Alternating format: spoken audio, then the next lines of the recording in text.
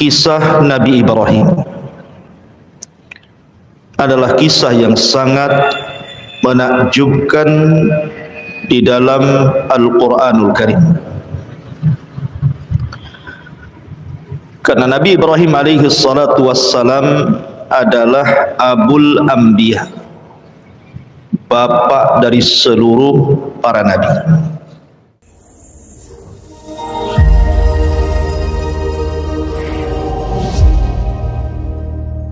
Assalamualaikum warahmatullahi wabarakatuh.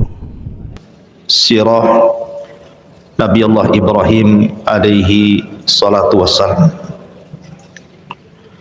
Mudah-mudahan dalam sekali pertemuan kita selesai, kalau tidak kita buat 2 pertemuan. Ma'asyiral muslimin yang dimuliakan Allah Subhanahu wa taala. Kisah Nabi Ibrahim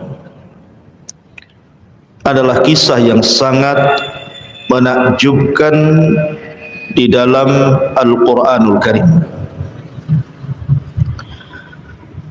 Karena Nabi Ibrahim alaihi salatu wassalam adalah Abul Anbiya, bapak dari seluruh para nabi. Karena setelah Ibrahim alaihi salatu wassalam diutus menjadi nabi dan rasul, dan juga ulul azmi, serta dipilih menjadi kekasih Allah Khalilur Rahman, maka nabi-nabi setelahnya semuanya nasabnya kepada Ibrahim alaihi salatu wassalam. Tidak ada satupun nabi dan rasul setelah diutus Ibrahim alaihi salatu wassalam kecuali nasabnya sampai kepada Ibrahim. Dan itu dari 2 jalur. Jalur pertama dari Ishak. Ishak memiliki putra namanya Yakub. Kemudian Yakub memiliki 12 putra.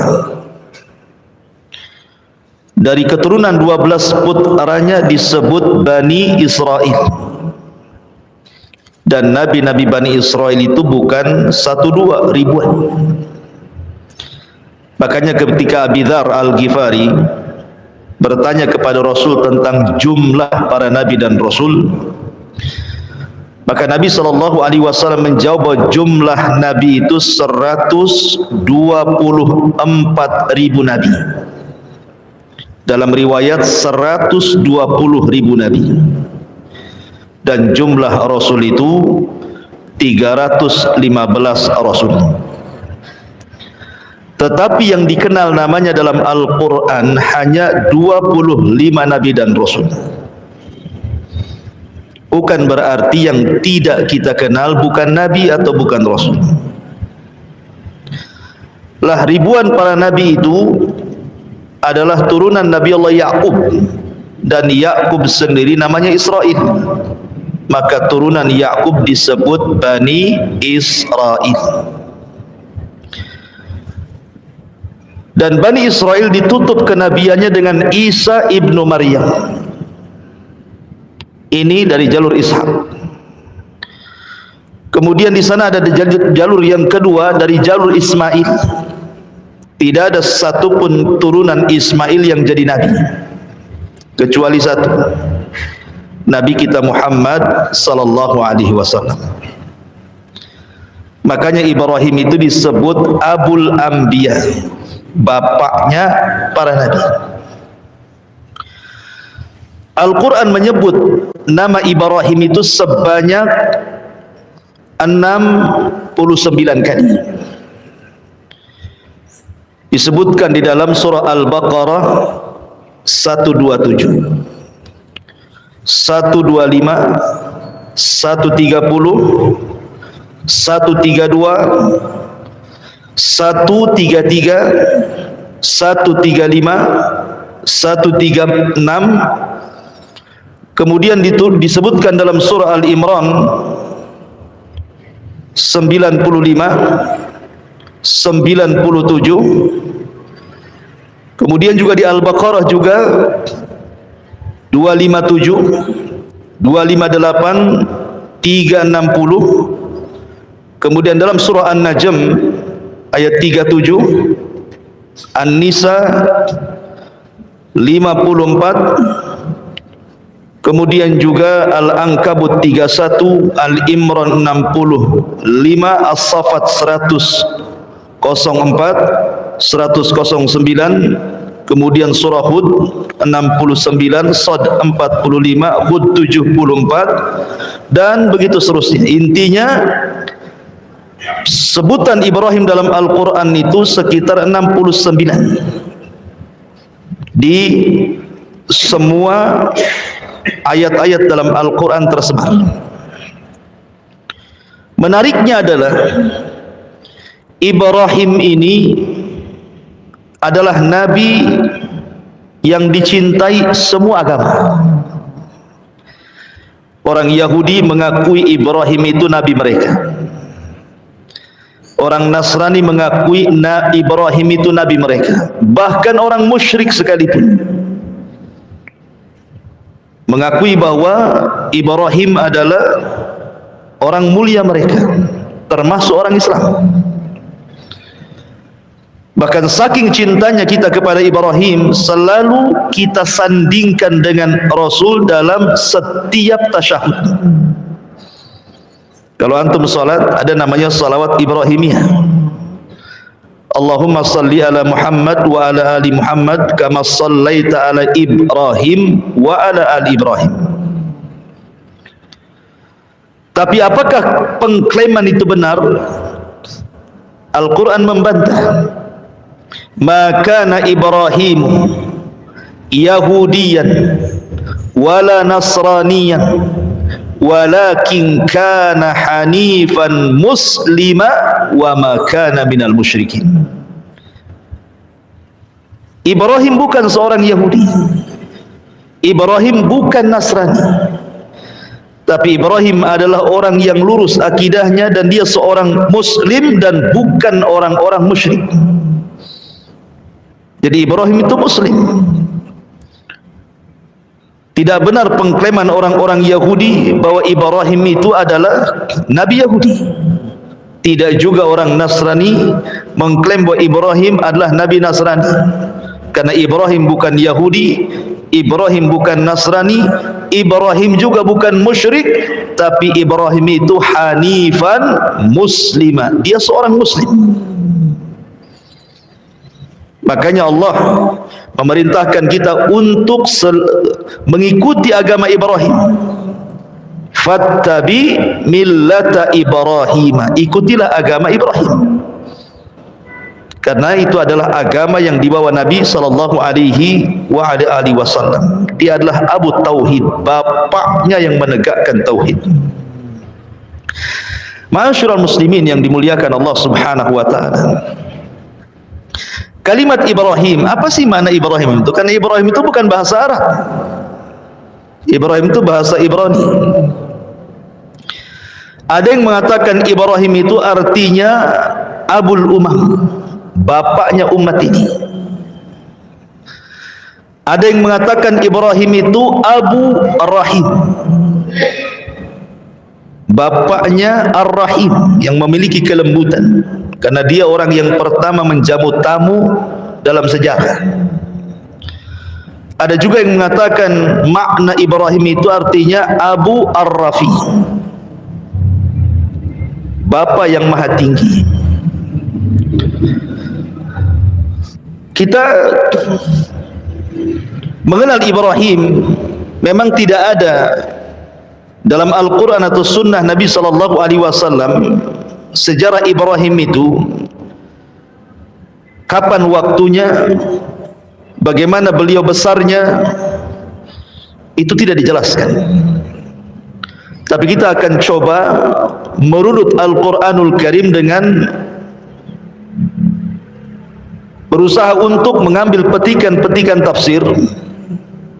Coba kita runut bagaimana kisahnya Ibrahim biar menjadi sebuah kisah, biar enak gitu ya.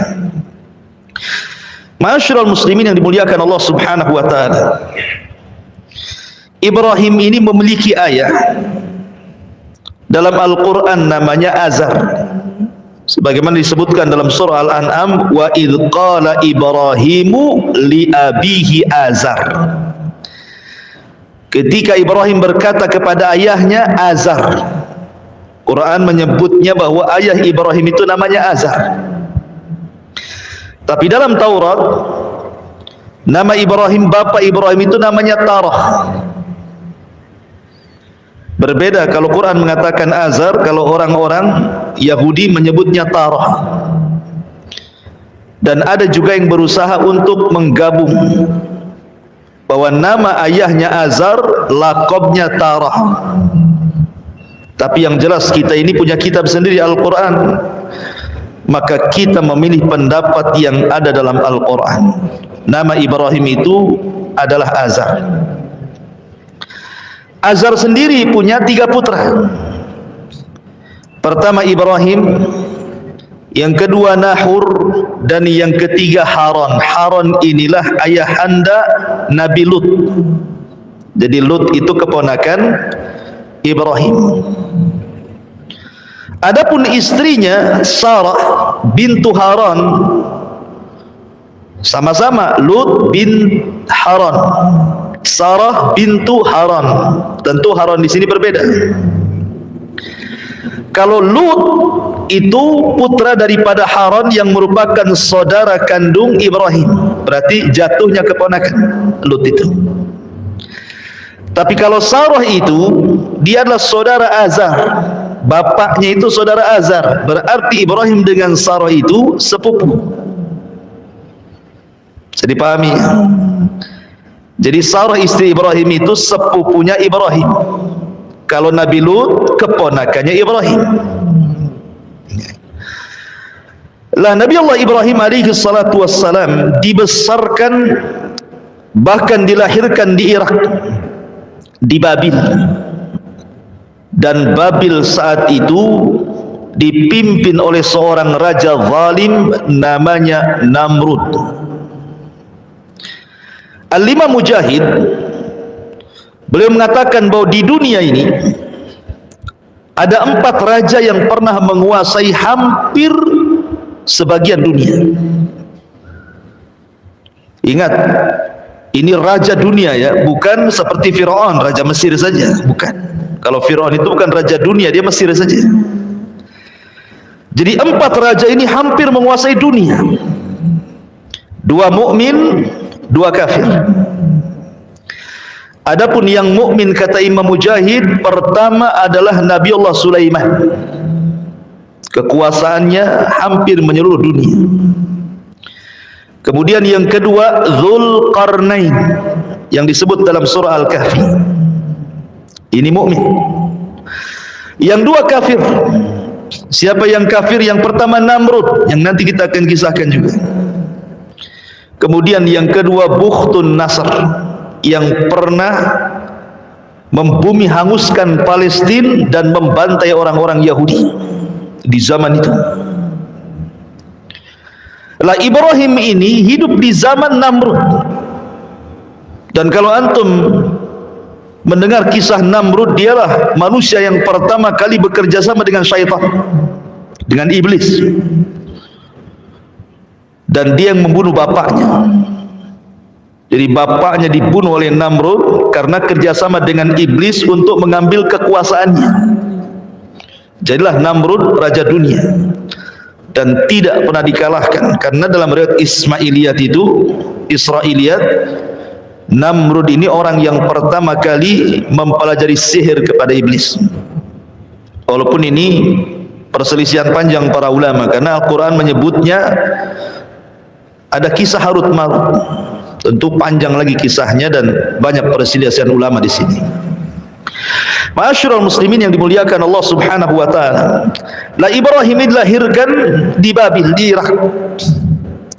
Dan kala itu kaumnya adalah para penyembah berhala. Di antara mereka ada yang menyembah matahari. Di antara mereka ada yang menyembah bulan. Di antara mereka ada yang menyembah bintang-bintang. Di antara mereka ada yang menyembah patung-patung dan berhala. Bahkan di antara mereka ada yang menyembah Namrud, menyembah Raja Namrud. Jadi memang Ibrahim dilahirkan di tengah-tengah kesyirikan, ya, dan itu tantangan Ibrahim. Akan tetapi ma'asyiral muslimin yang dimuliakan Allah Subhanahu wa taala, Nabi Allah Ibrahim ini walaupun dia terlahir di tengah-tengah umat yang berbagai macam sesembahannya, tapi Allah memberikan fitrah kepada Nabi, kepada nabinya Ibrahim dari kecil tidak pernah menyembah berhala. Padahal bapaknya pembuat berhala, penjual berhala, penyembah berhala. Tapi Ibrahim tidak pernah sama sekali menyembah berhala.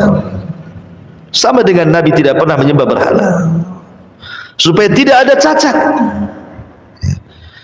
Di kemudian hari setelah dia jadi Nabi, kemudian ada kritikan, dulu kau juga menyembah berhala kan, begitu ya. Ibrahim tidak menyembah berhala. Bahkan satu riwayat, Azar ini kan pembuat patung, dan patung yang dijualnya itu, dibuatnya itu untuk dijual dan untuk disembah kaumnya. Jadi Azar itu kalau sudah membuat patung, maka disuruhnya anak-anaknya yang 3 orang ini untuk menjual ke pasar. Haran dan juga Nahur itu kalau jualan patung laris mereka.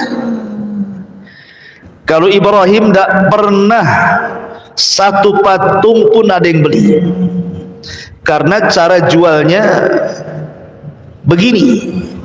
Kalau Ibrahim menawarkan patung itu, ishtaru man la yadurrukum wa la yanfa'ukum, belilah patung ini yang tidak bisa mendatangkan manfaat dan tidak bisa mencegah madarat. Kira-kira ada yang beli? Itu bahasa jualannya Ibrahim itu. Yang ada yang belilah, bahasa yang seperti itu.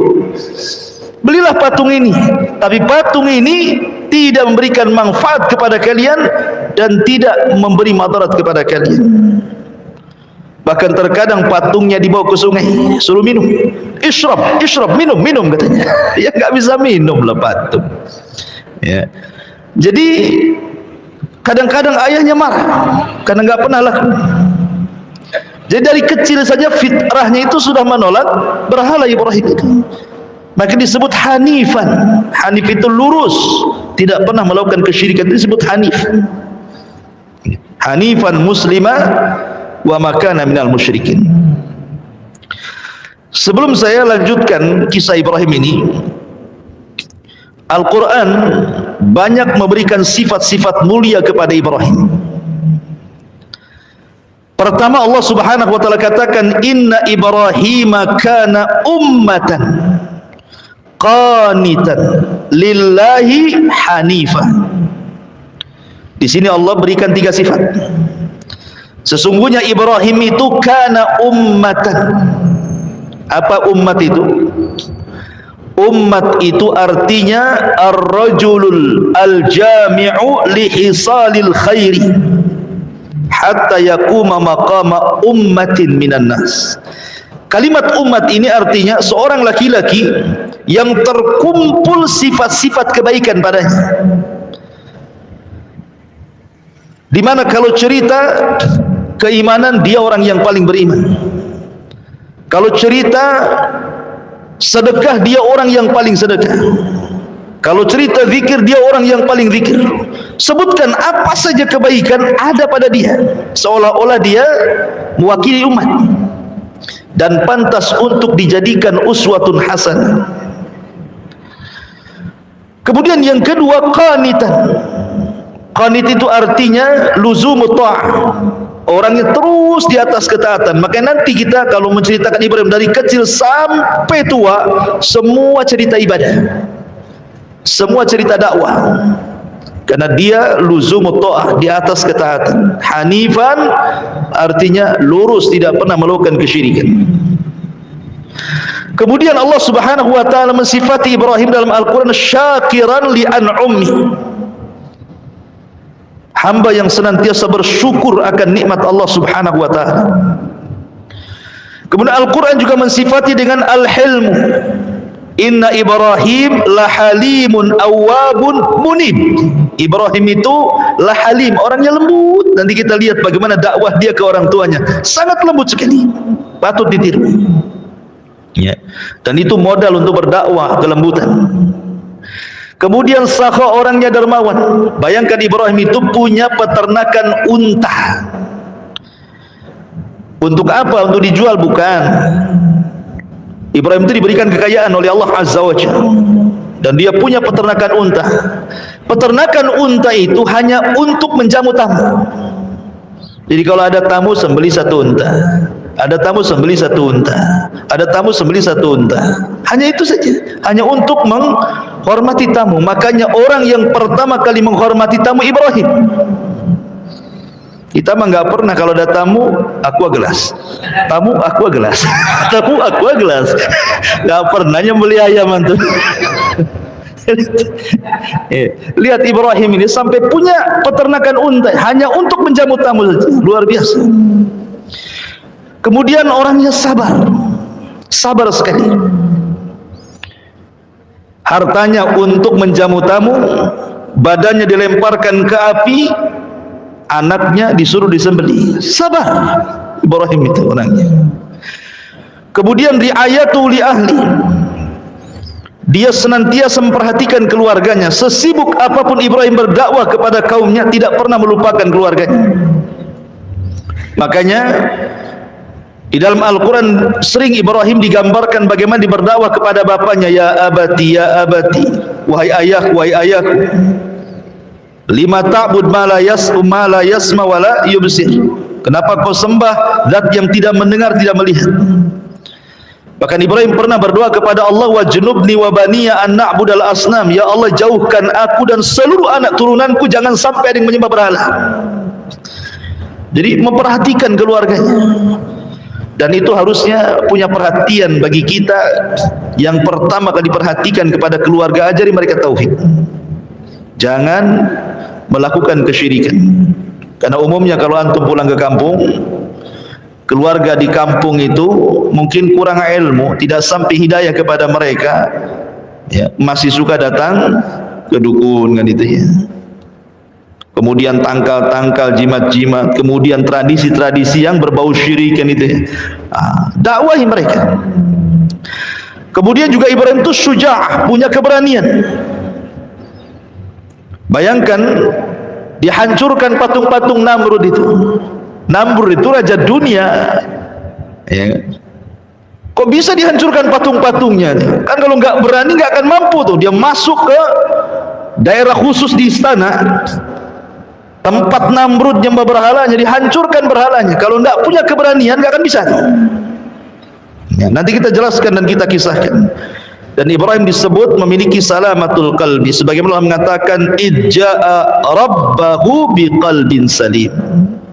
Ibrahim itu hatinya betul-betul jernih, dan sifat-sifatnya banyak lagi. Makanya wajar kalau seandainya Allah mengatakan innallaha astafa Adama wa Nuha wa ala Ibrahim wa ala Imran 'alal alamin. Sungguhnya Allah telah pilih pertama Adam karena dia bapak manusia.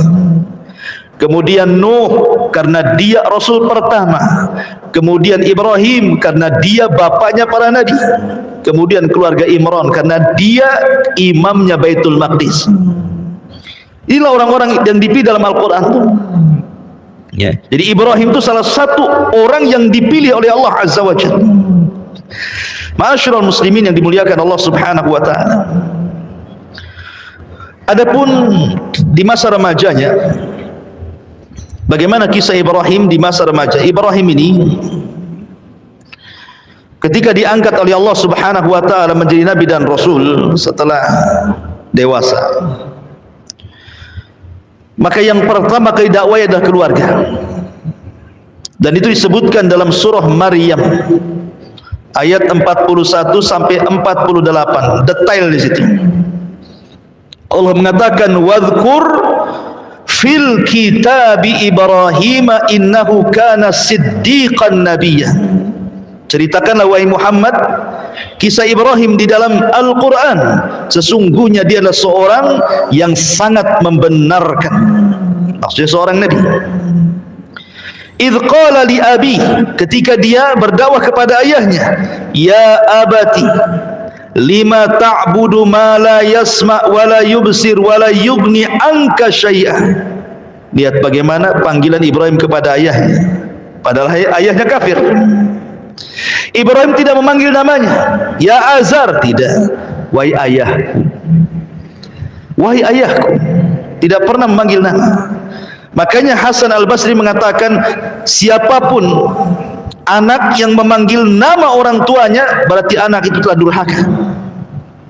Panggil dengan panggilan yang lembut, ya abati, wahai ayah, wahai ayahandaku. Mengapa engkau menyembah sesuatu yang tidak mendengar, tidak melihat, tidak dapat menolong kamu sedikit pun? Ya abati inni qad ja'ani minal ilmi ma lam ya'tik fattabi'ni ahdika siratan sawiyah. Wahai ayahku, sesungguhnya telah sampai kepadaku sebagian ilmu yang tidak diberikan kepadamu, ikuti aku, niscaya aku akan menunjukkan kepadamu jalan yang lurus. Ya abati la ta'budi syaitan, inna syaitana kana lirrahmani isiya. Wahai ayahku, jangan kau sembah syaitan. Maksudnya apa? Kau nyembah syaitan? Maksudnya jangan mengikuti syaitan gitu, yang menjerumuskan orang kepada kesyirikan. Karena setan itu adalah makhluk yang durhaka kepada Allah. Ya abati, ya abati, teruslah di kalimatnya, wahai ayahandaku, wahai ayahandaku. Tapi lihat ayahnya kepada Ibrahim, dia mengatakan, ya Ibrahim, qala aragibun anta an alihati ya Ibrahim. Lihat, ayahnya tidak mengatakan apa? Wahai anakku. Tidak. Ya. Dia mengatakan, wahai Ibrahim, bencikah kau kepada Tuhan-Tuhanku? Azar tidak mengatakan, wahai anakku, bencikah kau kepada Tuhan-Tuhanku? Tidak. Tapi menyebut namanya. Menunjukkan orang kafir itu keras hatinya, tidak punya kelembutan. Orang kafir itu keras hatinya. Makanya tidak menyebut wahai anakku kan itu. Harusnya kan Ibrahim setelah bagaimana dia lembutnya kepada ayahnya kan, wahai ayahku. Ayahnya tidak mengatakan wahai anakku, tidak. Hei Ibrahim. Beda. Berarti ini sudah kasar ayahnya. Tapi Ibrahim tetap lembut. Ya. Bahkan ketika ayahnya mengatakan, la illam tantahi la arjumannaka wahjurni maliya. Kata bapaknya, hai Ibrahim, kalau seandainya kau tidak berhenti dari dakwahmu, pasti engkau akan kurajam. Kemudian aku akan tinggalkan dirimu, pergi kau selama-lamanya. Diusir, bahkan diancam raja. Tapi Ibrahim tetap lembut kepada ayahnya. Qala salamun alayka sa'astaghfiru laka rabbi innahu kana bi khafiyya. Ibrahim mengatakan, semoga keselamatan dilimpahkan kepadamu wahai ayahku, aku akan tetap memohonkan ampun bagimu kepada Tuhanku, sesungguhnya dia sangat baik kepadaku. Walaupun ayahnya keras hati, Ibrahim tetap lembut. Harusnya seperti itu seorang anak kepada orang tua. Terkadang antum diuji oleh orang tua yang memang awam kan itu ya, tidak punya pendidikan agama. Terkadang ngomong itu kasar, yang diceritakan dunia saja, nggak ngirim duit marah dia kan itu ya, dimakinya anaknya, dikutuknya anaknya kan itu ya. Tak jarang orang tua seperti itu. Tetapi ayat ini mengajarkan kita selaku anak yang sudah dapat hidayah, tidak boleh kita ini kasar dengan orang tua, tetap kita lembut. Lihat Ibrahim, ayahnya mengatakan ya Ibrahim, dia tetap mengatakan wahai ayah. Ayahnya mengusir dia, tetap dia mengatakan semoga Allah berikan keselamatan bagi. Bahkan disebutkan dalam sebuah hadis yang dikeluarkan Imam Bukhari,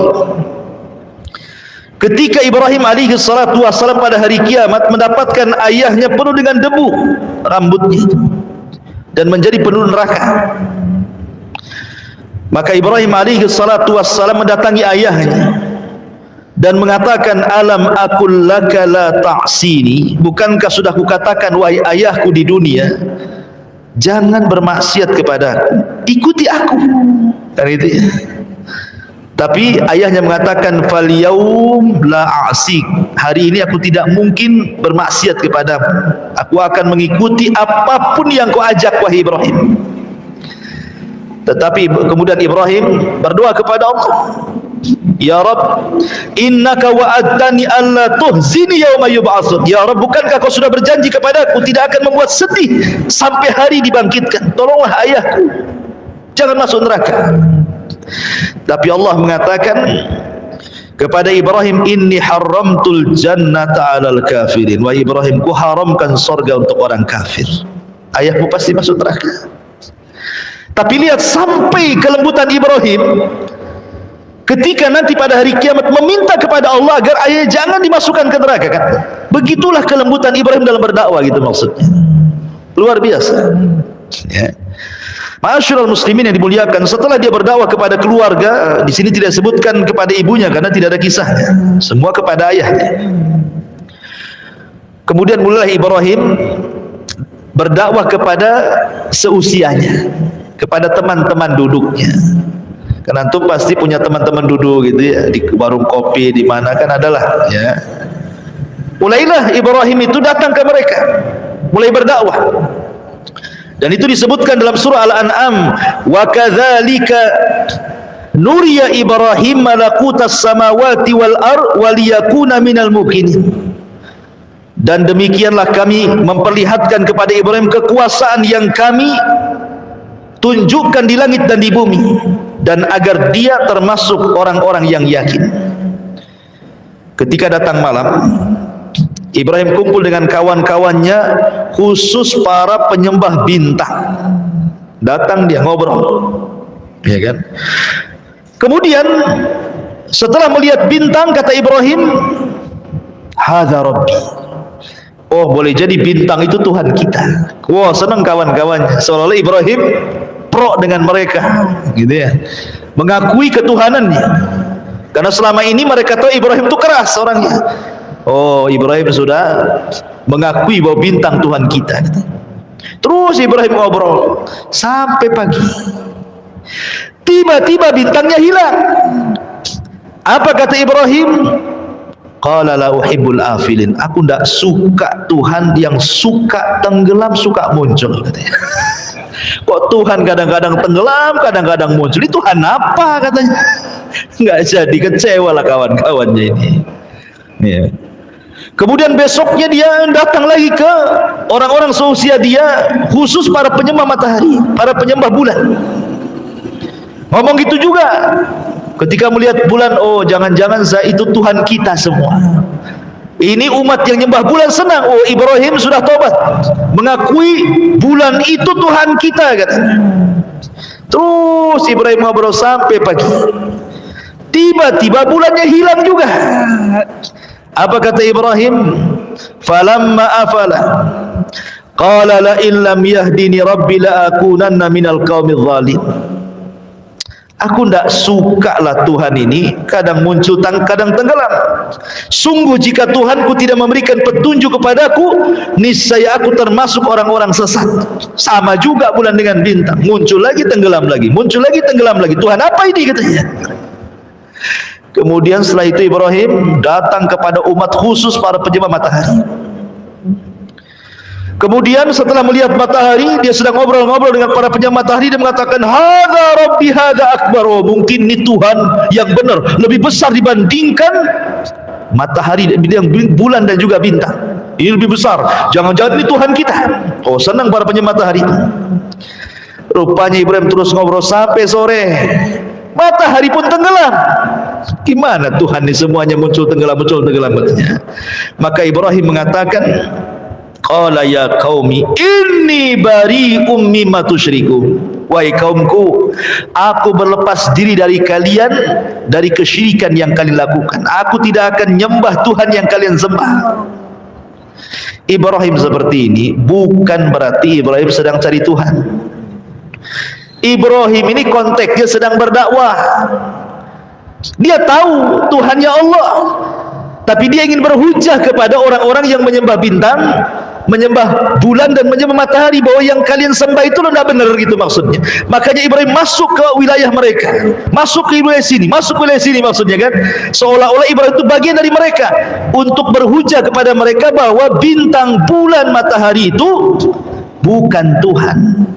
Makanya Allah mengatakan dalam surah Fussilat ayat 37, wa min ayatihi al-lailu wan-nahar wasyamsu wal-qamar la tasjudu lisyamsi wala lil-qamar wasjudu lillahilladzi khalaqahunna in kuntum iyyahu ta'budun.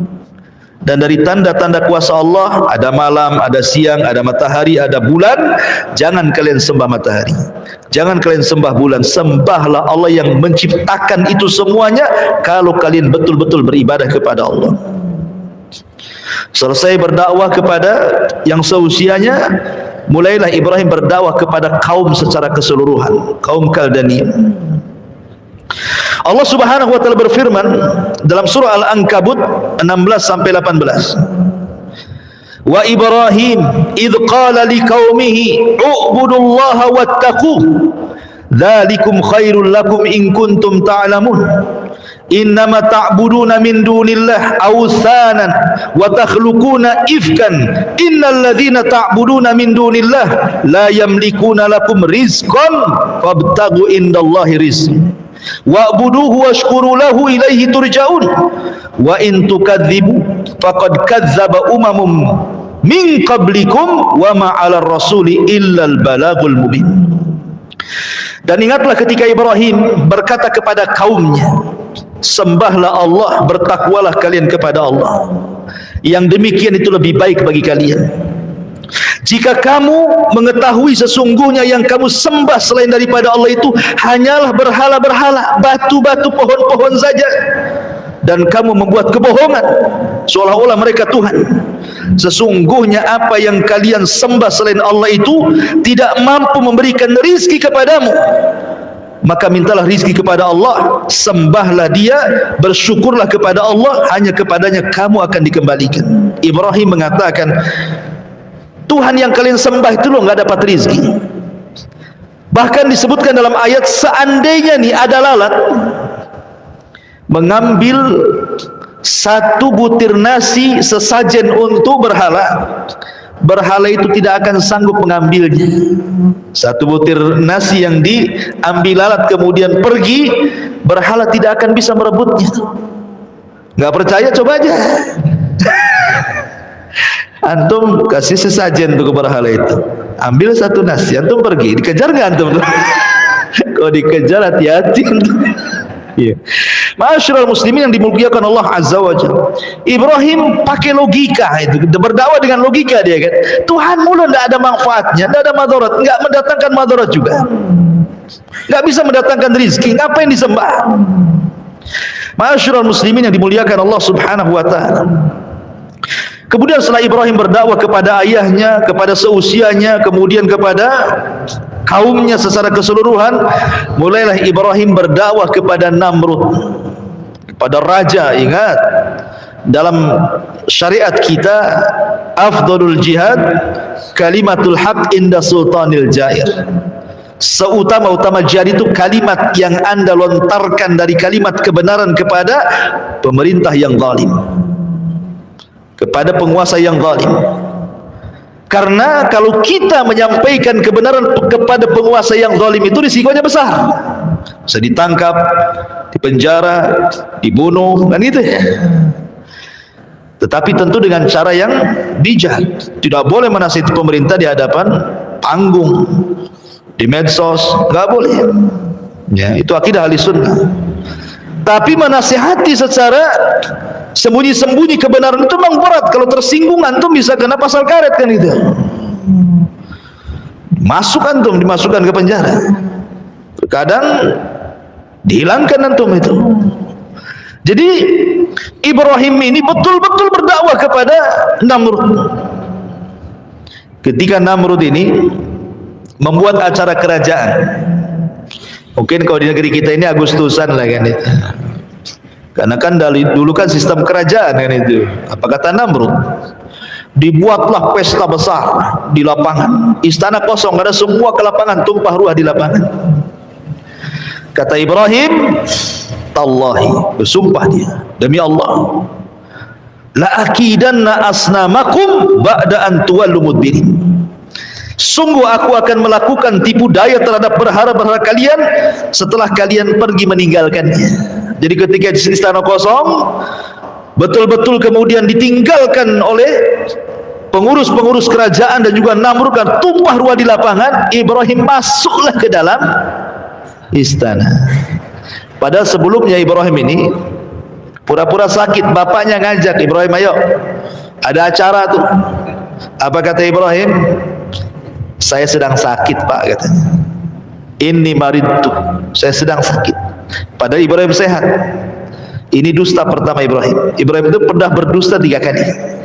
Sebab itulah dia tidak bisa berikan syafaat, karena dusta 3 kali ini. Tapi dusta bukan dusta kayak kita. Kalau dusta kayak kita beda gitu, antum jualan, itu antum dusta di situ. Ini dustanya untuk dakwah. Maka kata ayahnya, ayo pergi, kata Ibrahim, dah aku lagi sakit. Akhirnya pergi, tahu-tahu sembuh kan itu ya. Masuklah dia ke dalam istana. Faja'alahum judzadan illa kabiran lahum. Maka Ibrahim menghancurkan semua berhala dalam ruangan itu, kecuali satu patung yang besar dibiarkan tidak dihancurkan. Kemudian palunya diletakkan di lehernya. Ibrahim keluar. Ya, zaman itu kan nggak ada CCTV masalahnya, kan nggak tahu siapa yang melakukan, ya kan. Namrud ketika selesai ulang tahun, masuk dia ke ruangan tempat berhalanya, kaget tidak kepalang, bagaimana semua berhalanya hancur kecuali satu. Kata Namrud, siapa yang melakukan ini? Maka diutuslah pasukan-pasukan mata-mata untuk mencari siapa pelaku. Allah takdirkan, ketahuan pula. Kemudian dikatakan oleh mereka, sami'na fatan yadhkuruhum yuqalu lahu Ibrahim. Wahai raja, kami mendengar ada rupanya anak muda. Fatan, lihat bahasanya, anak muda. Ada anak muda yang melakukan ini terhadap Tuhan-Tuhan kita, namanya Ibrahim. Kata Namrud, tangkap Ibrahim itu. Maunya apa anak itu? Ditangkaplah Ibrahim, diinterogasi. Apa interogasinya? A anta fa'alta bi alihatina ya Ibrahim. Hei Ibrahim, kau ya yang melakukan ini semua. Kata Ibrahim, kejahatan itu kalau harus dibuktikan kan harus ada 2 alat bukti. Ini dia kalau di negara kita ya. Mana buktinya? Baik saksi atau tertulis, katanya. Tak ada. Justru alat buktinya bukan ada pada saya. Kemudian menunjuk kepada patung. Sebenarnya yang melakukan bukan saya, itu loh yang melakukan. Lihat jarinya 1, 2, 3, 4 ngarah sama dia, jempolnya ngarah sama patung. Gitu loh. Ini namanya tauriah. Ya. Jadi Ibrahim mengatakan no, yang sana no, gitu maksudnya ya. Padahal ini jari nunjuk ke dia kan, tapi jempolnya nunjuk. Kenapa demikian tauriahnya? Karena kalau antum megang palu, kalau antum pegang palu pakai jempol saja tidak akan kuat, ya kan? Tapi kalau antum pegang palu dengan 4 jari pasti kuat. Itu kan, paham ya? Sebenarnya yang melakukan itu ini loh, jari-jari 4 ini, ya. Tapi jempolnya ditunjukkan ke patung, gitu maksudnya. Itulah patungnya. Buktinya, alat buktinya ada di situ. Tuh palunya gantung di situ, gitu maksudnya. Sebenarnya Ibrahim itu bukan hendak menghancurkan patung. Buat apa dihancurkan coba? Oh, bapaknya pembuat patung, nanti dibuat lagi, dihancurkan lagi, dibuat lagi, sampai kapan? Bukan itu maksud Ibrahim itu. Ibrahim itu ingin membuka otaknya Namrud dan orang-orang yang menyembah berhala.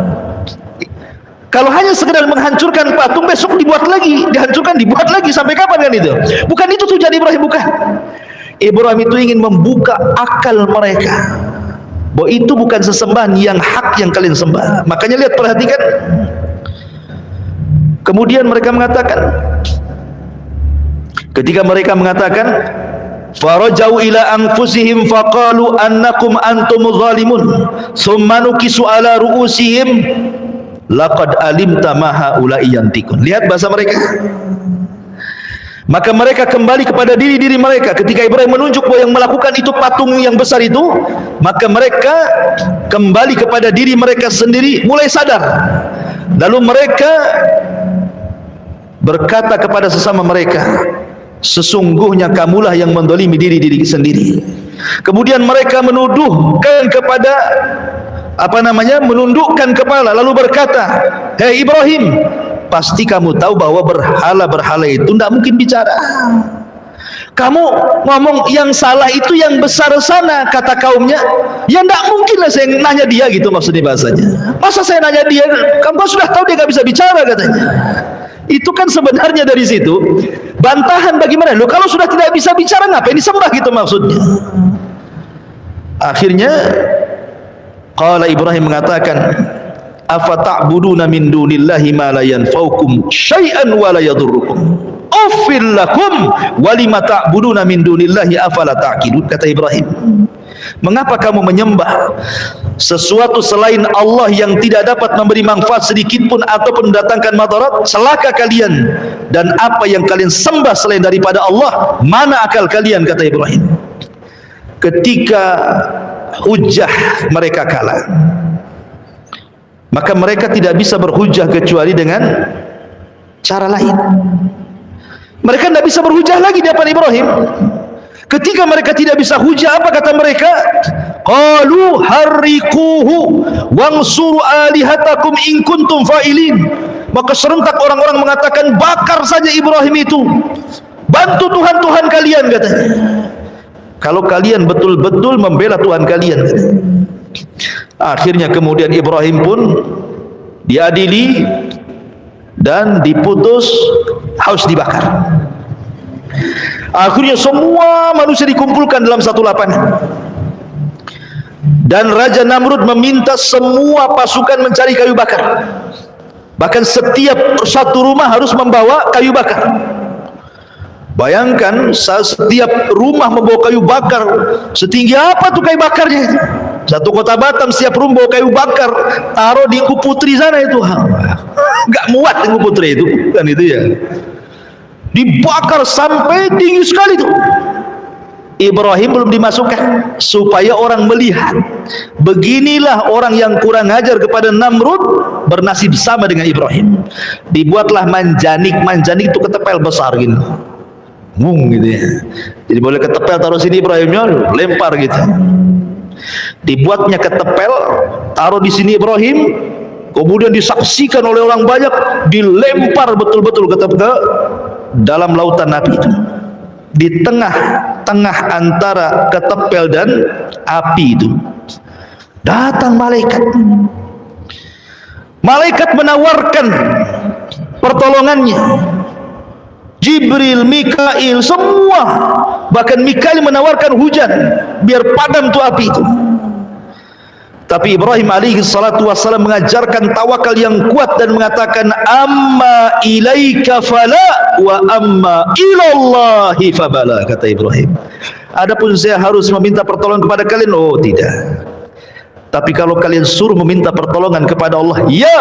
Maka Ibrahim mengatakan, hasbunallah wa ni'mal wakil, ni'mal maula wa ni'man nasir. Cukuplah Allah penolong. Ketika Ibrahim masuk ke dalam api, semua binatang datang meniup supaya padam, kecuali satu binatang, tokek pula datang niup-niup supaya gede. Si tokek ini, semua binatang itu niup supaya padam, si tokek ini niup supaya besar. Makanya Nabi SAW memerintahkan untuk membunuh wazak, ya tokek dan sejenisnya lah ya, cicak, tokek, bahkan berpahala tuh. Sekali pukul mati pahalanya besar, ya. 2 kali pukul kurang pahalanya, 3 kali pukul kurang, dipukul-pukul gak mati-mati. Berarti cicak-cicakan itu. La haula wala quwwata illa billah. Makanya kenapa cicak itu sunahkan dibunuh? Apakah kemudian cicak sekarang ini menerima kesalahan tokek di zaman Nabi Ibrahim? Gara-gara tokek moyang saya gitu. Saya yang kena imbasnya dibunuh. Nggak ada kaitan. Ya, memang itu perintah. Ya. Ketika Nabi SAW memerintahkan sesuatu untuk dibunuh, berarti memang ada madaratnya. Seperti kenapa Rasul memerintahkan untuk membunuh tikus. Memang tikus itu fawasik, binatang fasik, suka nyuri. Ya. Kalau jengking, ular suruh dibunuh, karena memang binatang yang membahayakan. Ini ular pula dirawat sama orang. Kan ada tuh orang lawat ular yang gede-gede itu, tidur pula sama ular dia. Banyak kejadian lah orang rawat ular, dipatuk ular pula dia mati. Ya. Dulu ada perempuan tuh nari ular, kena patuk mati dia. Gitu ya. Jadi memang suruh dibunuh kok malah dirawat pula. Kecuali binatang-binatang yang memang tidak boleh dibunuh. Seperti kodok, nggak boleh dibunuh kata Rasul. Karena kodok ini salah satunya adalah dia untuk membunuh hama-hama padi. Kalau dibunuh, padinya banyak ini kan. Ada pula sate kodok. Kodok tuh nggak boleh dibunuh. Kalau antum ingin sate kodok nggak apa-apa, makan hidup-hidup, keluar hidup-hidup. Nggak bisa kan? Nggak boleh dibunuh kodok itu. Biarkan dia hidup, dilarang. Tawon nggak boleh dibunuh. Saya pernah ke Banyuwangi, suruh makan. Sekali, Pak, makan Pak, ini apa ini? Sayur tawon. Nggak jadi saya, kok sayur tawon? Rupanya orang itu di sayur asam tawon itu. La haula wala quwwata illa billah. Nggak boleh tawon dibunuh. Ya, jadi ada binatang-binatang yang boleh dibunuh, ada binatang-binatang yang tidak boleh dibunuh. Ketika Rasul mengatakan bahwa wazak itu dibunuh, ya kita bunuh. Apa alasannya? Ya, yang jelas setiap binatang yang dibunuh pasti ada madaratnya. Tidak perlu kita katakan karena ini warisan moyang tokek dulu, enggak. Itu ya, kasihan lah tokek-tokek sekarang. Gara-gara moyang tokeknya saya pula yang kena imbasnya kan. Ma'asyiral muslimin yang dimuliakan Allah Subhanahu wa taala. Intinya bahwa Ibrahim masuk ke dalam api. Maka Allah Subhanahu wa taala mengatakan dalam Al-Quran, kulna ya narukuni bardan wa salaman ala Ibrahim. Maka ketika Ibrahim masuk ke dalam api, Allah berfirman, wahai api. Jadi Allah memerintahkan api. Ya, api makhluk Allah. Allah sudah berhak memerintahkan makhluknya. Wahai api, jadilah kau dingin. Coba bayangkan kalau ayat sampai di sini titik, bahaya. Satu api dunia bisa dingin, orang nggak bisa ngopi. Seandainya ayat ini sampai di sini saja, wahai api dingin kau, dingin semua. Ya, bukannya kalau kita ini ngerebus apa namanya, ngerebus air, bukan mendidih beku dia, kan gitu ya. Tapi ayat ini tidak sampai di sini. Ayat ini lanjut, bukan hanya bardan saja, wasalaman. Selamatkan. Sebab kalau hanya dingin, Ibrahim bisa mati kedinginan. Makanya Allah mengatakan wasalaman, dan juga selamatkan. Siapa? Ala Ibrahim. Berarti dinginnya api itu khusus untuk Ibrahim, bukan untuk yang lainnya. Berarti tetap panas api itu. Dan jangan pula antum baca ayat ini kemudian antum masukkan telunjuk ke kompor. Qul ya naru kuni bardan wa salaman. Terbakarlah antum. Tidak ada ceritanya. Ya, ini khusus Ibrahim. Antum tidak bisa, walaupun baca ayat ini 1000 kali tetap aja api itu panas. Ya. Ma'asyiral muslimin yang dimuliakan Allah Azza wa Jalla. Kemudian setelah beberapa hari, kan padamnya lama tuh, api segede gitu kan padamnya lama. Sudah padam, abunya pun masih panas kan itu ya. Setelah beberapa hari abunya sudah apa namanya menjadi abu, sudah dingin, manusia itu datang lagi menyaksikan. Bagaimana nasib Ibrahim ini? Tiba-tiba di dalam abu itu keresak, kerusuk, keresak, kerusuk. Rupanya Ibrahim masih hidup. Ya. Ibrahim masih hidup. Coba bayangkan. Harusnya Ibrahim masih hidup, itu mukjizat Ibrahim. Dia tidak mempan dibakar api. Harusnya jadi sebuah peringatan. Makanya Namrud, dia mengatakan kepada iblis, karena kan ada kerjasama tuh Namrud dengan iblis tuh. Yang ngajarkan sihir Namrud itu iblis. Dalam Israiliyat itu diceritakan seperti itu. Iblis, kenapa sihir yang kuajarkan kepadaku tidak lebih sakti daripada Ibrahim, katanya. Namrud. Setan ini tidak mau kalah. Ya. Setan tidak mau kalah. Dia mengatakan, kau hanya itu sihir biasa, kamu juga bisa, katanya. Itulah setan. Setan sudah tahu itu mukjizat kan? Tapi supaya Namrud tetap menyembah dia, dia meyakinkan kepada Namrud. Itu biasa itu. Ma'asyiral muslimin yang dimuliakan Allah Azza wa Jalla.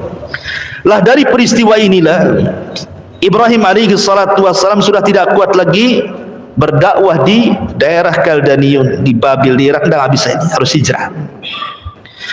Dari situ maka Ibrahim mulailah melakukan hijrah pertama. Tidak ada yang beriman di Irak kecuali 3 orang, istrinya Sarah dan Lut. Ya, istrinya dan Lut. Lut adalah keponakannya.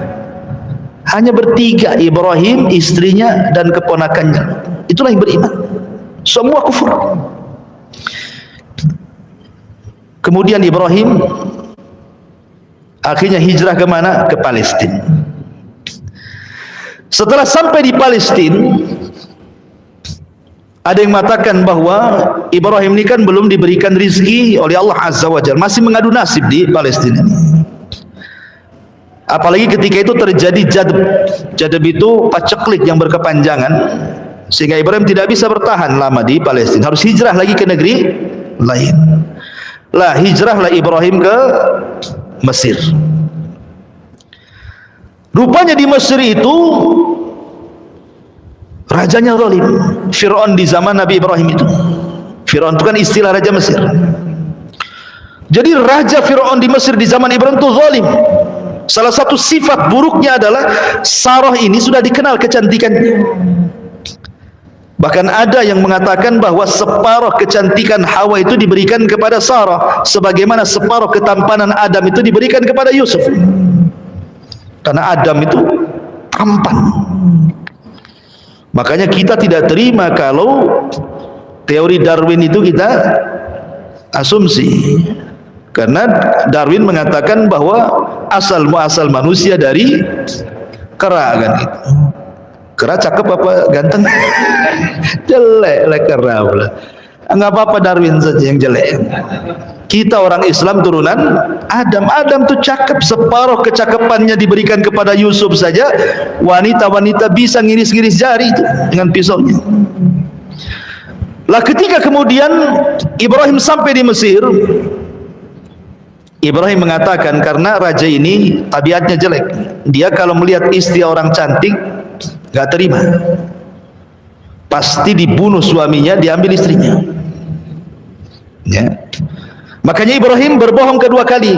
Tadi yang pertama berbohong di ibunya, di bapaknya, ngajak keluar bilang sakit. Yang kedua berbohong di raja, ketika mengatakan tuh patung itu yang nakal, aku ndak nakal katanya. Nah ini yang berbohong ketiga nih, ngomong sama istrinya, raja ini, kalau kau tahu kau istriku, kau akan ditangkap. Katakan kau saudariku.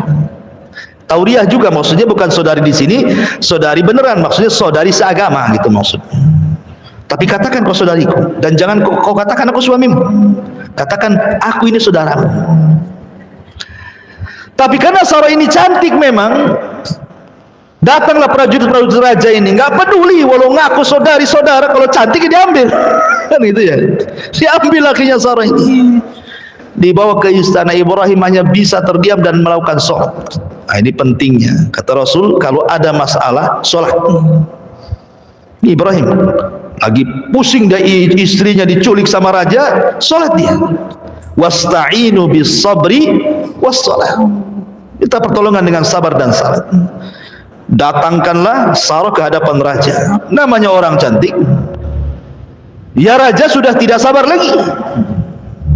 Ketika raja ini hendak menjamah Siti Sarah ini, sebutkan dalam sebuah hadis bahwa Sarah berdoa kepada Allah Azza wa Jalla. Dalam doanya Sarah mengatakan, ya Allah, lindungi aku, tahanlah kezalimannya kepadaku.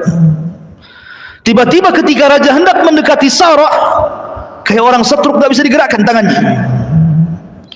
Kemudian raja mengatakan, berdoalah kau kepada Allah agar tanganku tidak seperti ini.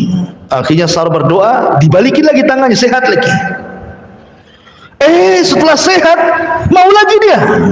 Itulah kadang-kadang maksiat kan. Ya, kadang-kadang kita udah tobat nggak mau lagi. Balik lagi ke maksiat itu, kan itu ya. Itulah setan tuh. Ya. Mau jamah lagi, Sarah berdoa lagi, setruk lagi dia. Sampai 3 kali raja ini ketakutan. Dipanggilnya para prajurit yang nangkap Sarah ini. Apa kata raja? Hei, sini kamu, kusuruh kalian bawa orang, kau bawa setan pula ke sini, katanya. Ketakutan raja itu. Kusuruh kalian bawa orang, kalian bawa setan pula ke sini, katanya.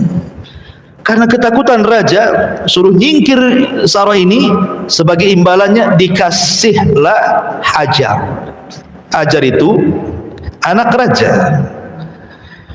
Perang kalah, jadi tawanan Raja Fir'aun ini. Maka kemudian kata sang raja, ambillah nih Hajar, bawa ke sana, bawa bersama, mau pergi sana. Akhirnya Sarah pun pergi membawa budak pemberian daripada sang raja zalim. Ketika kemudian berjumpa dengan Ibrahim, Ibrahim sedang sholat. Begitulah keajaiban sholat. Ya. Ma'asyiral muslimin yang dimuliakan Allah, akhirnya karena tidak mungkin dilanjutkan di Mesir, balik lagi Ibrahim ke mana? Ke Palestina. Lah Ibrahim ini ikhwatu fiddin muliakan Allah Subhanahu wa taala, usianya sudah lanjut. Setiap hari dia berdoa kepada Allah Subhanahu wa taala, Rabbi habli minas salihin. Ya Allah, anugerahkan kepadaku anak yang saleh. Tapi tidak kunjung dikasih.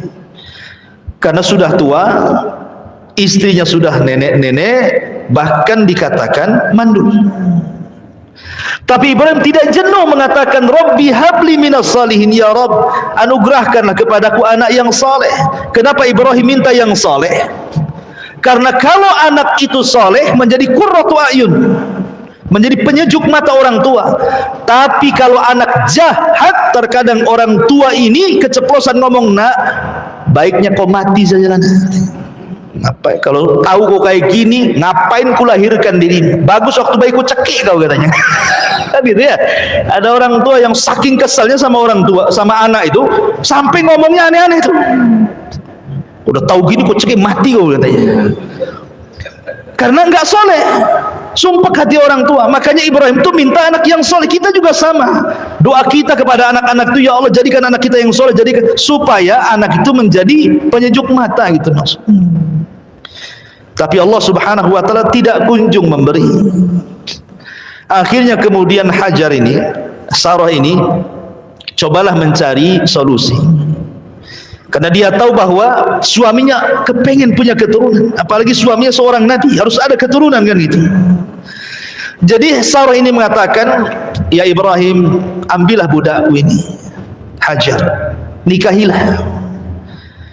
Akhirnya kemudian Ibrahim pun menikahi Hajar dan menggaulinya. Kemudian Allah takdirkan Hajar hamil. Oh, rupanya perlu dipancing.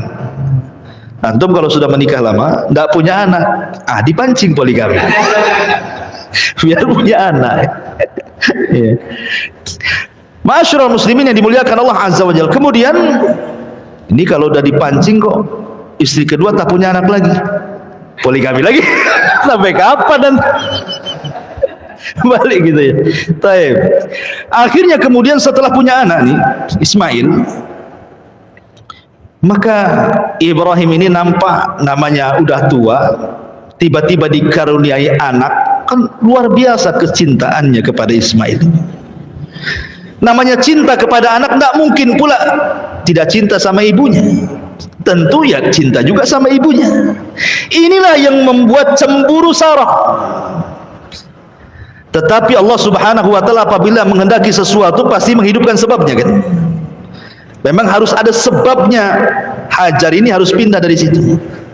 Kan tidak mungkin langsung ayo Hajar kita berangkat ke Mekah, kan nggak gitu. Harus dibuat sebabnya dulu, skenarionya dulu kan.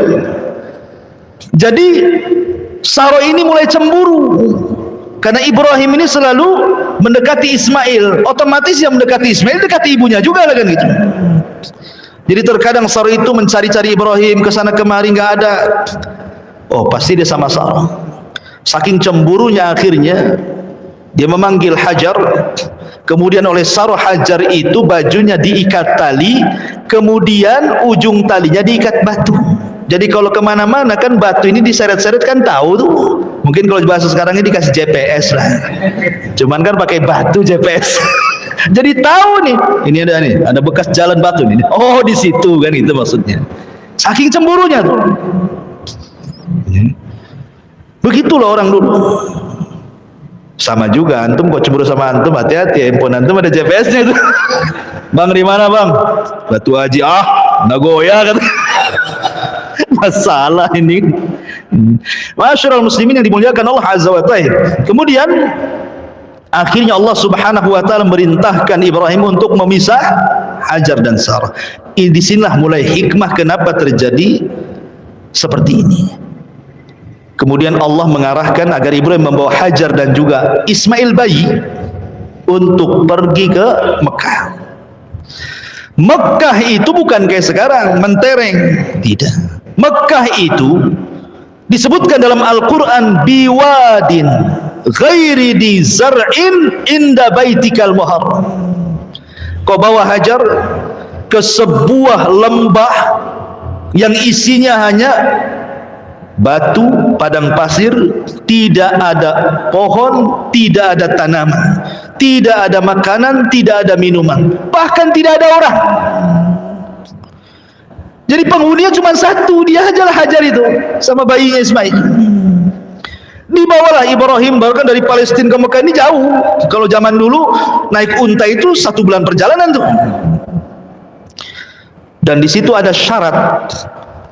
Ibrahim hanya meletakkan gitu saja dan tidak boleh tinggal walaupun beberapa hari. Letak pulang. Bayangkan, diletakkan langsung pulang. Ketika pulang ada syarat lagi, tidak boleh nengok ke belakang, tidak boleh menjawab panggilan, pergi gitu saja. Coba perasaan Hajar digituin. Kalau wanita zaman sekarang, cerai aja bang lah kan, itu kan bahasa kita ya, apain gak ada perasaan nih suami nih katanya. Ya kan, kalau dibuat kayak gitu tuh, karena wanita-wanita di zaman sekarang ini antum sudah kasih semuanya saja dibilang antum tidak punya perasaan, ya kan? Antum sudah kasih rumah, bulanan antum kasih, jajan antum kasih, anak pun antum kasih. Salah sedikit dibilang apa? Memang abang nggak punya perasaan. Itu ya kan, istrinya nggak berakal itu. Ya. Jadi ketika betul-betul diletakkan di gurun itu, Ibrahim dan pergi. Ya Hajar naluri perempuan, dia memanggil suaminya. Ya Ibrahim, ila aina tadhhab? Ibrahim mau pergi kemana? Kau tinggalkan kami di sini. Tapi Ibrahim kan sudah dibilang sama Allah, jangan nengok ke belakang, jangan jawab pertanyaan, pergi saja dia. Seolah-olah nggak punya salah kan gitu ya. Tapi itu perintah Allah. Hajar ini paham yang namanya dia suami seorang nabi, seorang rasul, paham bahwa ini bukan kehendak suaminya. Dia tahu tabiat suaminya nggak kayak gitu. Pasti ini adalah perintah Allah ini. Ketika Hajar paham ini perintah Allah, apa kata Hajar? Kalau memang ini perintah Allah, idhab ya Ibrahim falan yudayyi'unallah, kata dia. Pergi sana, aku yakin Allah tidak mungkin menyia-nyiakan aku di sini. Tawakalnya patut kita acungkan jempol. Tidak ada orang tawakal setawakal Hajar. Ditinggalkan di lembah, tidak ada orang, tidak ada tanaman, tidak ada tumbuhan, tidak ada makanan, tidak ada minuman. Antum saja safar ke Tanjung Pinang, hilang dompet. Apa enggak stres tuh? Udah kayak kiamat tuh kan, hilang tawakalnya, baru dompet tuh yang hilang. Padahal dompetnya itu cuman isinya 200.000. Iya Ustaz, itu 200.000, ATM tuh ratusan ribu. Ma'asyiral muslimin yang dimuliakan Allah Azza wa Jalla. Akhirnya Ibrahim pun pergi. Setelah Ibrahim jauh dan Sarah tidak bisa memandang dia lagi, baru Ibrahim berhenti. Baru Ibrahim menghadap Sarah dan anak yang ditinggalkan. Disitulah Ibrahim berdoa. Ya, sebutkan dalam surah Al-Imran, panjang itu doanya. Ya Allah, jadikanlah negeri ini penuh dengan berkah, rizki yang banyak, macam-macam keamanan banyak. Antum baca surah Al-Imran. Ya. Kemudian Ibrahim pergi ke Palestina. Ini Hajar ini dengan Ismail hanya bawa bekal cukup 2-3 hari saja, habis itu habis. Nggak ada makan lagi, nggak ada minuman lagi. Ketika sudah 2 atau 3 hari, Ismail ini menangis karena haus, namanya bayi. Dan seorang ibu yang menyusui pun harus dia minum, harus ada nutrisinya kan masuk, supaya air susunya keluar kan itu. Terpaksalah dia mencari air. Lari dia ke bukit Sofa. Ada bukit Sofa. Dilihatlah dari bukit Sofa ke bawah. Kan orang kalau cari air kan cari ketinggian. Ya kan? Naik ke atas bukit, tengok ada air enggak? Oh, rupanya ada bayang-bayang Fata Morgana di arah Marwah. Akhirnya dia lari ke Marwah, nengok lagi ke arah Sofa, bolak-balik sampai 7 kali putaran. Makanya jadi syariat sa'i dalam umrah atau dalam haji. Ketika ke-7 kalinya dia mendengar Ismail menangis, khawatir, maka dia langsung mendekati. Rupanya Jibril sudah berdiri di kakinya Ismail. Kemudian Jibril menendangkan kaki kecil yang Ismail ini ke tanah. Ketika ditendangkan ke tanah, keluar air. Saking senangnya nih Hajar ini melihat ada air muncrat dari tanah, langsung dia membuat bendungan. Zam, zam, zam, zam. Nah, jadilah air itu Zam-Zam. Zam-Zam itu membendung artinya. Ambil tanah satu, ambil tanah satu, jadi bendungan. Zam, zam, zam, zam. Nah, jadi Zam-Zam lah sekarang. Ya, sampai sekarang air itu jadi air Zam-Zam. Ya. Ma'asyiral muslimin yang dimuliakan Allah Azza wa Jalla. Setelah kemudian ada air, kemudian bisa minum di situ, bayinya bisa minum, gak ada makanan, gak mungkin minum terus, harus makan juga orang. Karena sudah nampak air, datang burung. Ketika burung-burung datang ingin minum disitulah, itulah sebagai tanda bagi musafir. Ada suku Jurhum yang mereka kehabisan minuman, haus di tengah padang pasir, mencari air, nggak dapat. Rupanya dia lihat burung. Oh, di situ ada air. Kalau ada burung pasti ada air. Maka suku Jurhum ini, suku Yaman ini, mendatangi burung itu, ternyata memang ada air. Di situ ada seorang wanita dengan bayinya. Ini suku Jurhum kalau mau jahat bisa dibunuh Hajar itu. Untuk ngambil air kan gampang saja, cuma wanita saja. Tapi suku Jurhum itu ada dari kabilah Yaman. Dan Rasul mengatakan untuk ahli Yaman, ahlul Yaman itu araqul qulub, lembut hatinya orang Yaman itu. Ya. Makanya kemudian akhirnya minta baik-baik. Boleh nggak saya minum dari airmu? Kata Hajar, boleh, tapi barter dengan makanan. Nah, disitulah dia bisa makan.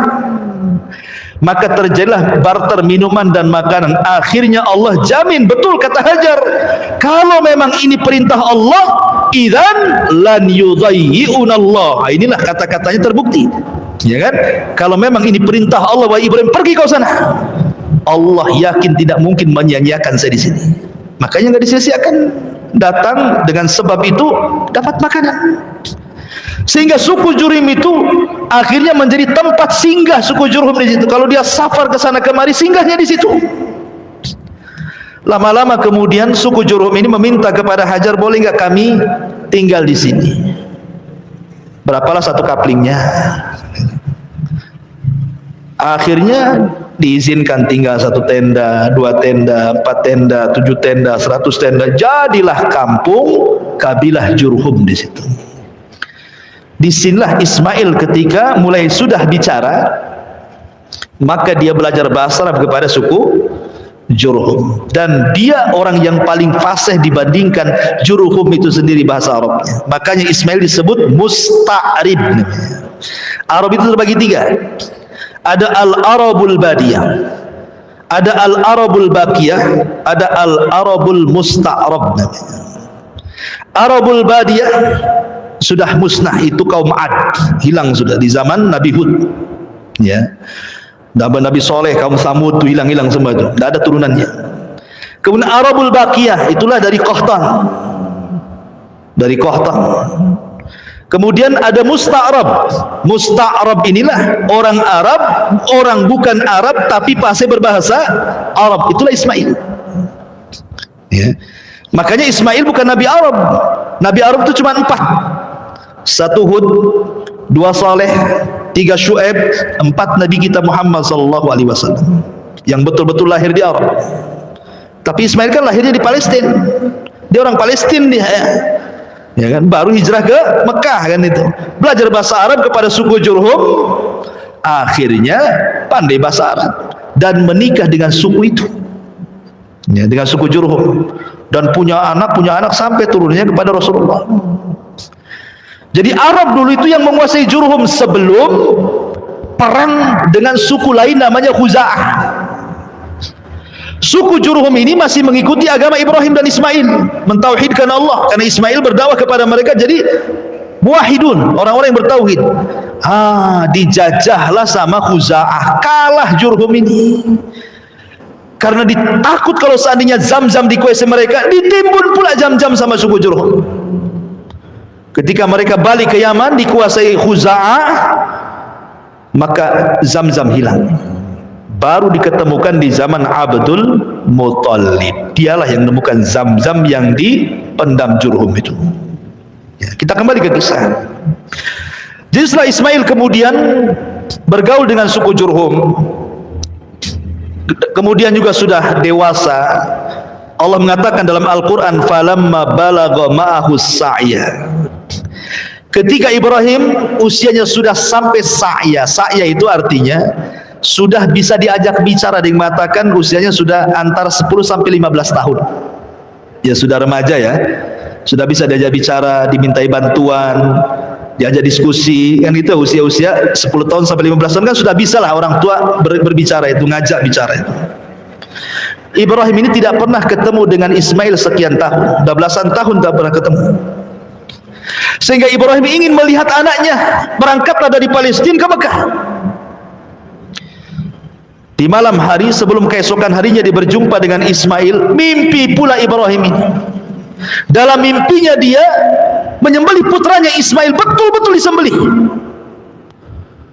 Ibrahim pun ketika terbangun dia termenung. Bagaimana tidak?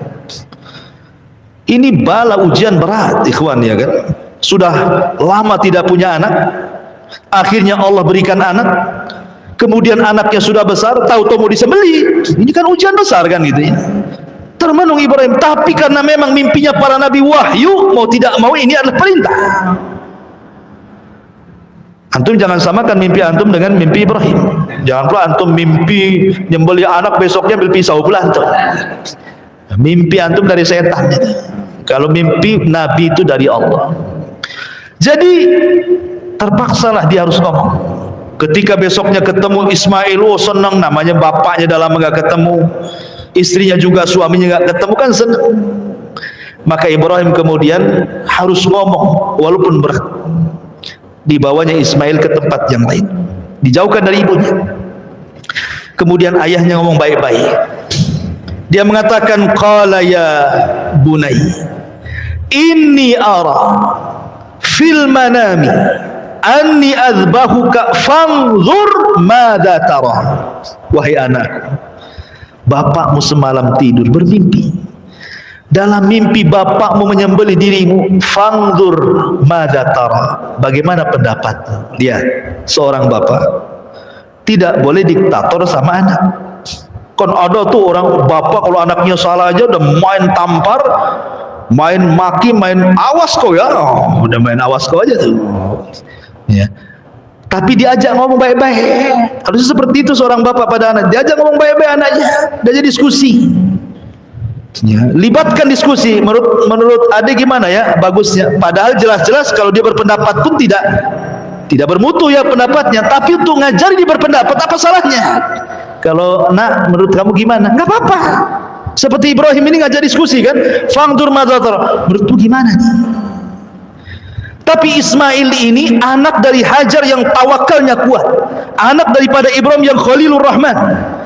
Dia tidak bercanda, tidak ngasih muqaddimah, dia langsung mengatakan, ya abatif alma tu'mar satajiduni insyaallahu minas sabirin.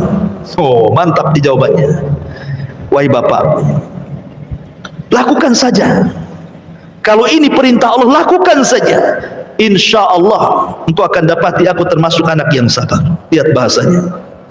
Ismail tidak mengatakan if'al ma turid, lakukan apa yang kau mau wahai ayahku.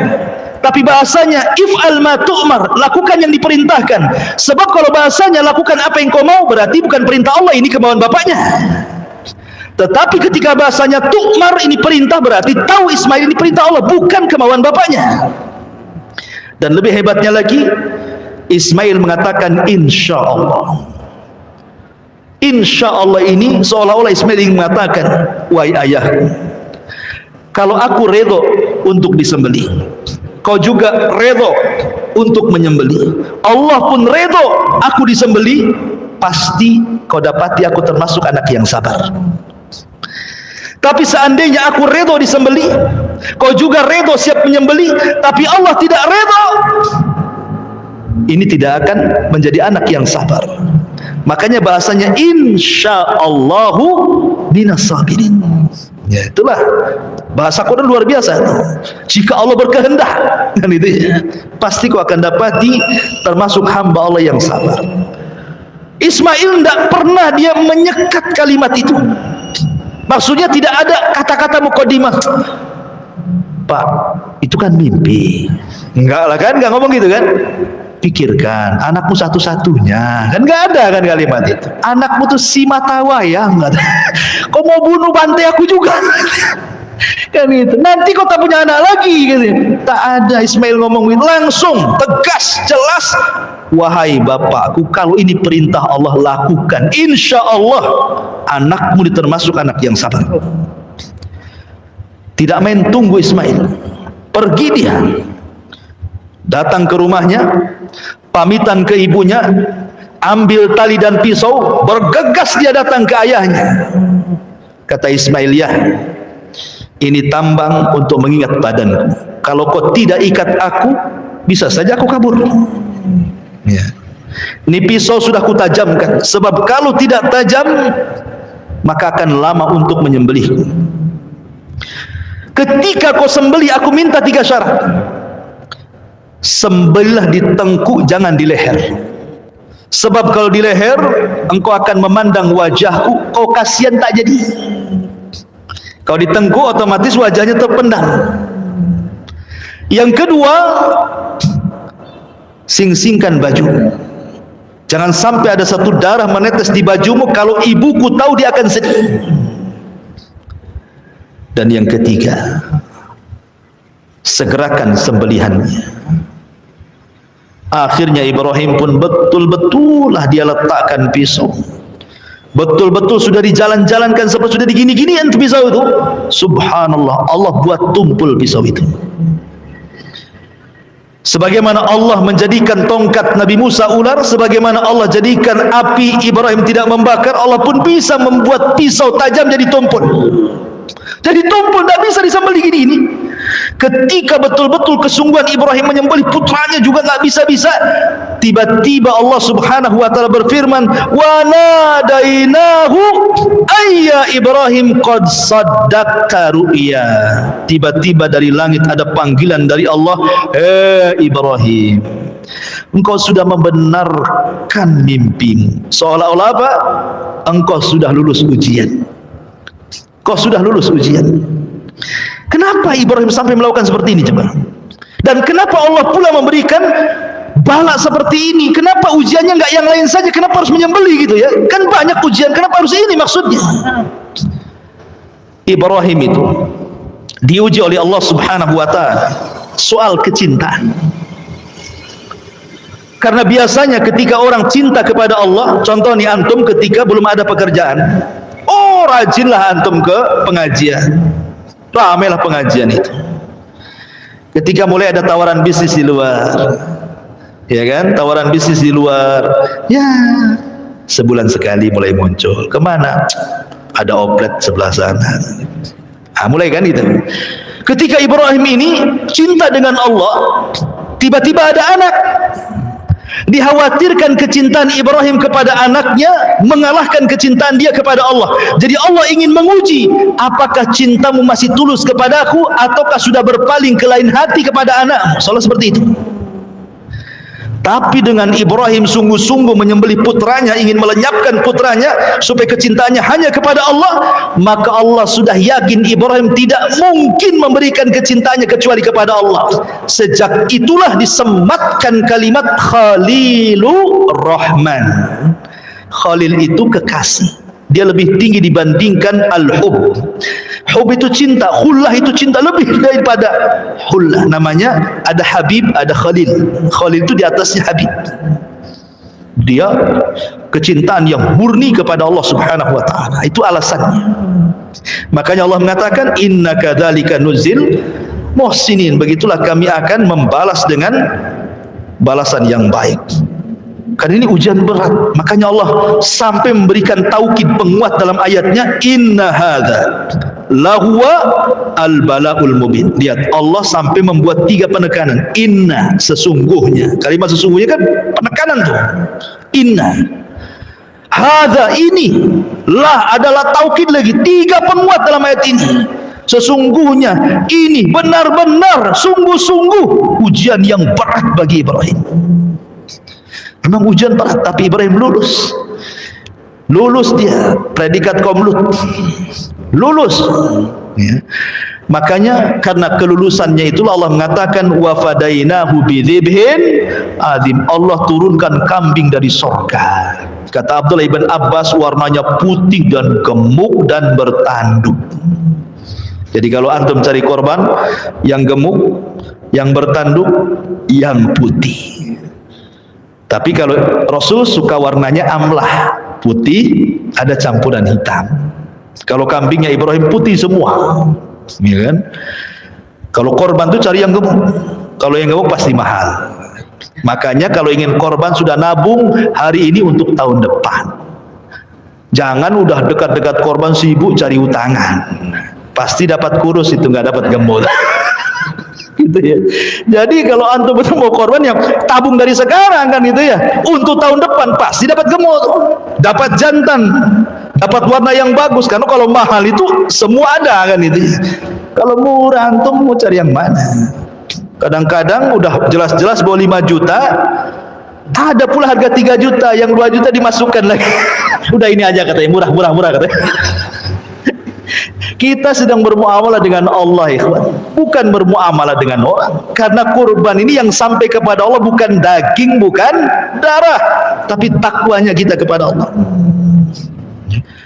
Langsung cerita. Lanjut cerita, kemudian Ibrahim menyembeli domba itu. Makanya Allah mengatakan dalam ayat yang lain, wa taraknahu lil akhirin, dan cerita Ibrahim ini akan menjadi sebuah cerita bagi orang-orang setelahnya. Makanya setiap datang kurban pasti cerita Ibrahim, karena akan menjadi cerita bagi orang-orang setelahnya. Setelah itu maka Ibrahim pun balik lagi ke Palestina. Kemudian setelah itu meninggallah Sarah. Ketika meninggal Sarah, dia balik ke Mekah, kemudian membangun Ka'bah bersama Ismail dan tinggal di Mekah. Bahkan ketika meninggal Hajar, dia menikah lagi. Ya. Sampai akhirnya ketika Ismail alaihi salam sudah tua, beliau menikah dengan salah satu wanita Jurhum. Masalahnya akhlaknya jelek wanita yang pertama ini. Ketika Ibrahim ingin tahu istrinya seperti apa, dia datang ke rumahnya. Asing ngeluh saja istrinya itu. karena suka ngeluh istrinya tidak tahu kalau itu ayahnya Ismail, kan tidak pernah tahu kan mukanya, dan istrinya pun tidak tahu itu ayahnya. Ibrahim hanya ingin menguji tentang kesabaran istrinya, tapi istri pertama Ismail itu banyak ngeluh ya. Dan sifatnya perempuan kan ngeluh ya biasanya. Akhirnya kata Ibrahim, sampaikan kepada suamimu, ghayyir atabatababik, ganti tangga yang menuju rumah depan, itu saja. Pergi dia. Datang Ismail, cerita istrinya, bang, tadi ada orang tua begini, tahu-tahu dia berwasiat kepadamu, ghayyir atabatababik, suruh ganti tangga menuju tempat depan rumahmu. Kata Ismail, oh kamu tidak paham, itu ayahku, berarti dia menyuruh aku untuk menceraikan kamu. Ceraikan istri pertama. Ketika para pembesar Jurhum mengetahui bahwa Ismail ini menceraikan istrinya karena buruk akhlaknya, maka para pembesar itu kan banyak anak-anak perempuan ditawarkan, sudah nikah dengan anak saya aja, menikah dengan anak saya saja. Dapatlah istri kedua yang sangat baik sekali. Tapi Ibrahim masih tetap ingin nguji. Dia datang, kemudian istrinya dilihatnya baik sekali, nggak ada keluhan sama sekali. Kemudian dihidangkan makanan dan minuman, kambing dan juga air zam-zam. Maka setelah itu Ibrahim makan daging kambing, minum air zam-zam. Kata Ibrahim, Allahumma barik lakuma fi syarabikuma wa ta'amikuma. Ya Allah, berkahi makanan keduanya dan minuman keduanya. Sejak Ibrahim mendoakan daging kambing dan juga air zam-zam, sejak itulah kambing dan zam-zam menjadi berkah sampai hari ini. Makanya orang Mekah walaupun makan kambing nggak akan kolesterol, nggak akan darah tinggi, nggak akan kumat asam uratnya, nggak akan ya, karena didoakan Ibrahim ya kan, kambingnya itu didoakan. Makanya dulu zaman Nabi kambing itu makanan pokok. Makanya sampai sekarang orang Arab itu makan kambing pagi, siang, sore, malam. Nggak kayak kita. Walaupun 1 bulan ya tetap aja kayak gitu. Coba antum beli kambing di Tamiang, pagi antum kambing, siang antum kambing, malam atau kambing, sebulan saja mungkin antum yang diantar ke Tamiang. Beli kambing di Tamiang, antum lah diantar ke Tamiang, ke kuburan Tamiang sana. Ini bahaya ya kawan. Ya. Jadi itulah bedanya kambing sana berkah. Lah Ibrahim mendoakan makanan yang ada di Mekah, Rasul mendoakan makanan yang ada di Madinah. Madinah dulu makanan pokoknya kurma, maka Rasul mendoakan keberkahan 2 kali lipat makanan Madinah dibandingkan Mekah. Makanya kurma Madinah itu kurma yang luar biasa, disebut dengan ajwa. Semua kurma Madinah disebut ajwa, kan dapat doa Nabi. Siapa yang makan 7 butir ajwa di pagi hari nggak akan kena sihir, nggak kena racun sampai sore hari, kan begitu. Jadi sama-sama didoakan. Kalau makan Mekah didoakan Ibrahim, makanan Madinah didoakan Rasulullah. Itulah diantara sejarah singkat Nabiullah Ibrahim alaihi salatu wassalam. Wallahu a'lam bishawab. Mudah-mudahan kajian tentang Nabiullah Ibrahim tadinya dibuat 2 pertemuan, tapi dengan singkat kita bisa menyelesaikan. Mudah-mudahan ada ibrah dan pelajaran. Subhanakallah bihamdika asyhadu an la ilaha illa anta astaghfiruka wa atubu ilaik. Allahu ta'ala. Assalamualaikum warahmatullahi wabarakatuh.